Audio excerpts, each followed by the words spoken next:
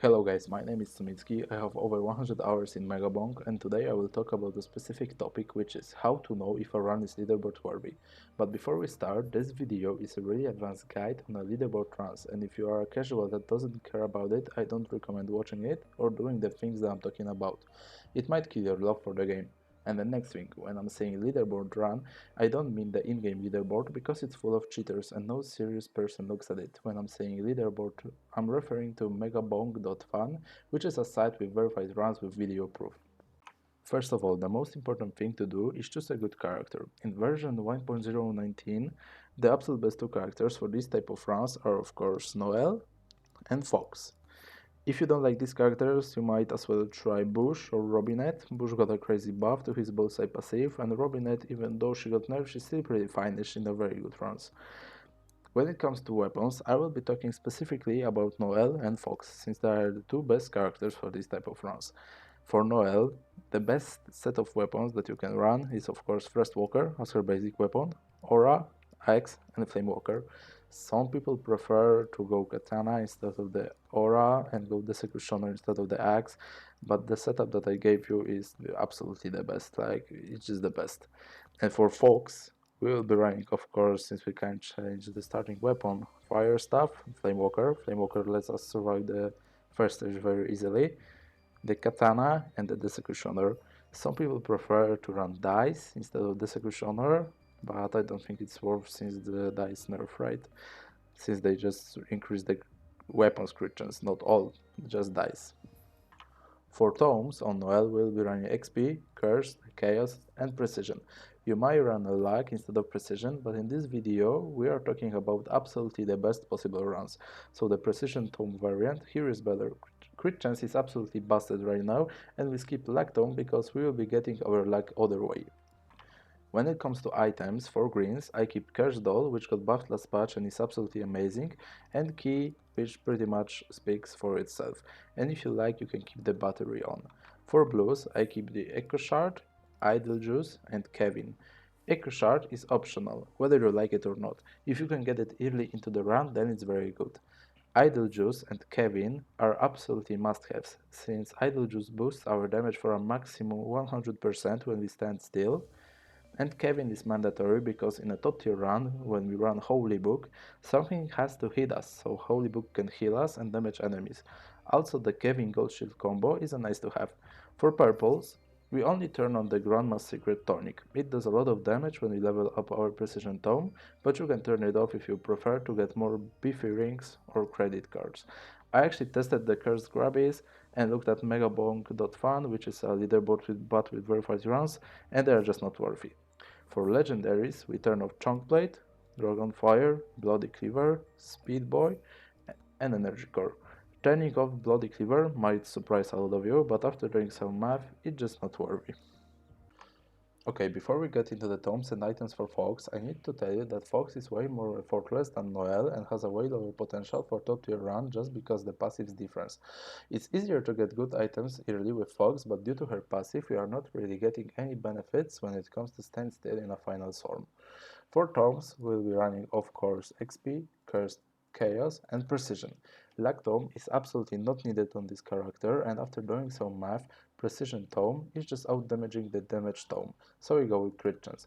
And for items, it's pretty much the same as Noel, so there's nothing to add to it. Okay, since now you know the setup on Fox and Noel, how to actually know if a run is good?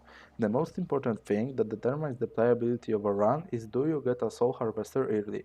And we are talking really early, like from first chest or Mojai. Getting Soul Harvester that early is really important because it's the best thing to help us survive high difficulty first stage and lets you skip a bit upgrading your weapons so you can focus on leveling up XP Tome and Curse Tome.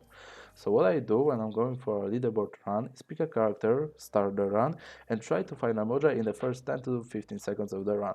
If you did find it, get 30 gold so you have money for 3 refreshes since first is free, second is 5 gold and third one is 25 gold, and the fastest way to do it is just to click the difficulty shrine on the ground since it gives you 25 gold. If I won't get Soul Harvester from that, that is a restart. Now let's say that you find a golden hot shady guy that sells it, but you refreshed Mojai already. Then if you are going for a leaderboard run, I would restart, because getting it from a shady guy takes a while, and those 3 refreshes are really important to acquire a green credit card. But if you found golden hot shady guy with soul harvester early on, buy it and play the run. But what if you actually did get soul harvester from Mojai in the first 30 seconds of the game? Then our next step in the leaderboard run is to get a green credit card. It is really important because it's our only way to directly increase our luck. I'm not counting shrines or chaos tome here. If you get a green credit card, then you can start opening chests and increasing luck. If you are feeling very confident, you can skip opening chests in stage 1 just to find more green credit cards and start doing it in stage 2. It's also very nice to grab at least 2 boss shrines before the 7-minute even happens, so you can open 3 chests instead of 1. Mandatory item at the end of the stage 2 is Saki Magnet. It allows us to level up our tomes and weapons to the maximum at the stage 2 final swarm. If you don't have a Saki Magnet when a final swarm starts at stage 2, I would just consider restarting the run. Of course you can run around and collect the XP, but it won't be that efficient and there's always risk to get randomly one-shotted. So now if you know how to determine if run is good, what about banishes? Mandatory banishes are Spiky Shield, Scarf, Slurp Gloves, Mirror after getting 1, Soul Harvester after around 3, Saki Magnet after 1, and Fork. The reason we want to banish Fork is really simple. It's just bugged right now. It lowers our damage when we have over 400% crit chance, and I don't recommend running it. You can find the videos about this bug on YouTube. Beefy Ring is very nice to have, since at the endgame we'll be having a lot of holy books, which increase our HP by 100 for every one of them, and with Beefy Ring, our damage increases by plus 20% for every 100 HP we have. How long should I stay in final swarm? It all depends on how is your run going. In stage 1 I don't recommend staying more than 1.5 minutes because it's really risky. In stage 2, if you are going for a leaderboard run, minimum of 12 minutes is absolute must. The longer you stay, there are more chances of a very good run. In stage 3, before entering boss portal, 15 minutes is a nice time before hopping into the boss. What is the ideal quantity of each item? When we are talking about ideal quantity, I mean that how much this or that should I have right now for it to work. At the final swarm, after final boss, try to aim for 4 idle juices and 3 Kevins, because when it comes to our legendaries, we just want them as many as possible. I've got few indicators to check for you if things are going well in your run. 1. Soul Harvester in the first 30 seconds to 1 minute into the run. 2. Early green credit card. 3. Killing 2 or 3 bosses at minute 7 at stage 1. 4. Around 5k kills as we enter stage 2.